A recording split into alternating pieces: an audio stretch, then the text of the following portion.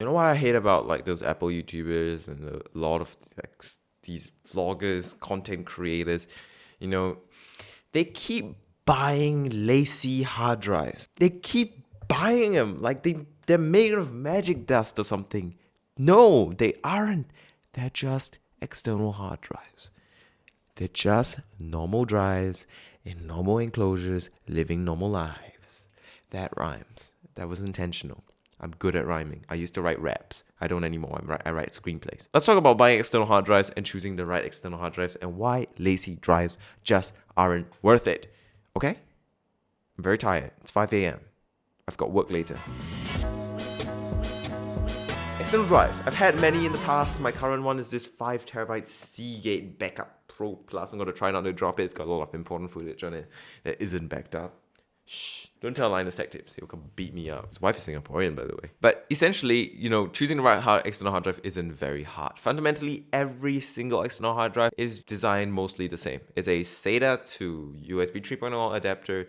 It's a mechanical spinning hard drive inside. That's it. Inside a little case. And that's why LACIE drives aren't worth it. Now, I've had a LACIE drive in the past, before you call me a broke hater.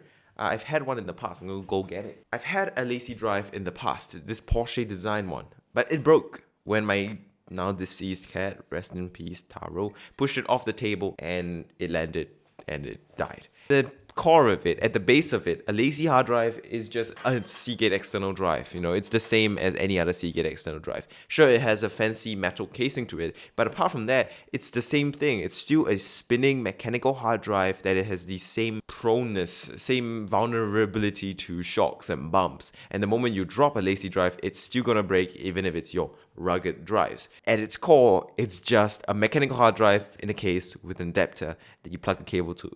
It's still the same speed. It might have some warranty bonuses, some extra software features that you will never use, but at its core, a LACIE hard drive, an external LACIE hard drive, or a G drive for that matter, is just an external drive. It's just a normal external hard drive, isn't worth the money. Now that we got the LACIE head out of the way, let's talk about how to choose the right external hard drive. The answer to that is actually pretty simple. All you need to do is buy the cheapest per terabyte hard drive that you can get your hands on. So if this hard drive is 5TB and it costs $200, and this hard drive is 5TB and it costs $240, which one will you buy? The $200 one. That's it. The brands that you're most likely going to be bumping into in the stores are going to be WD, Seagate, and maybe occasionally Hitachi and Toshiba. And pretty much all of these brands do hard drives pretty well. Sure, you might trust WD or Seagate a bit more because of their higher brand presence, but I can assure you Hitachi makes server drives as well, so does Toshiba. Hitachi makes HGST, which is one of the kind of top server hard drive brands in the world. So like if you're kind of wary for these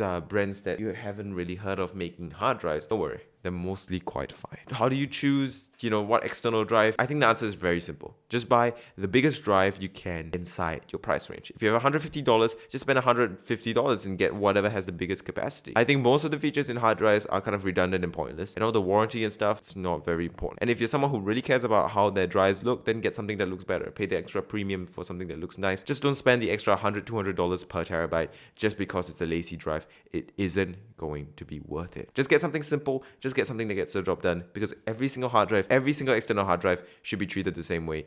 And every single hard drive needs to be protected, babied, not dropped, not bumped when it's running, not moved when it's running, to prevent any sort of mechanical issues, because it's still a mechanical drive at the end of the day. You might like some of the features that some hard drives have. Until I found a external hard drive that has a feature that I gave a damn about, you'll find it hard pressed to convince me otherwise. Unless, of course, you've been using some sort of hard drive storage ecosystem. I know Western Digital and Seagate both have their whole home server, home NAS, auto backup thing, where if you plug your Western Digital passport into it, it will auto backup. Or if you plug your Seagate hard drive into a Seagate server, it will auto backup and it will auto sync and stuff. And if you are using that kind of system, then it makes sense to go with a particular brand or particular model of drives. But apart from that, literally every hard drive, external hard drive, is the same. Just get whichever is the cheapest and just make sure it has at least USB 3.0, and that's all you need. So I'm going to end this video off here. I think it was quite short. I think it's like a 4-minute video, something like that.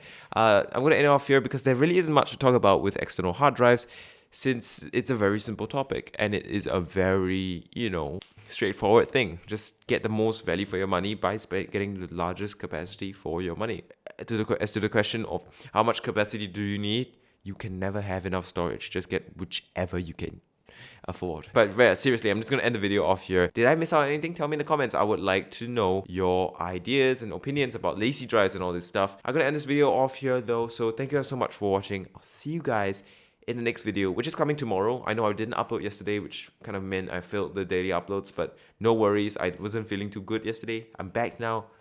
I'm sharp, and I'm gonna be doing daily uploads all the way to the end of the year. Or at least I'll try. Anyway, that's it though. I'm gonna end this video off here. Thank you guys so much for watching. Like and subscribe if you want to support my daily upload grind. I'll see you guys in the next video. And if you watched to this point, please type LACIE is not good in the comments, so I know you actually watched to this point in the video. Then can hit. I'll give you a little heart. See you guys next time. Goodbye.